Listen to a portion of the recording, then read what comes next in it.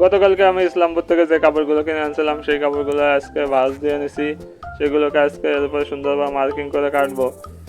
এই কাপড়গুলো কিভাবে ভাঁজ করলাম সেটা দেখার জন্য আগামী ভিডিওর জন্য অপেক্ষা করতে হবে, তার জন্য চ্যানেলটি সাবস্ক্রাইব করে রাখুন।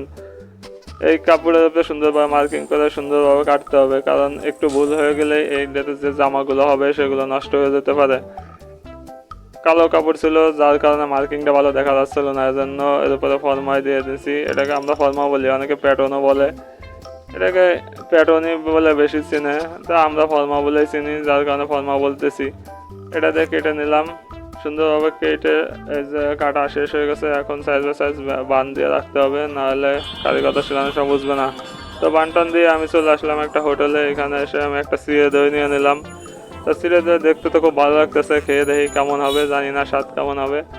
তো আমি চিড়ে দই খেতে থাকি, আপনারা ভিডিও লাইক করে দিন।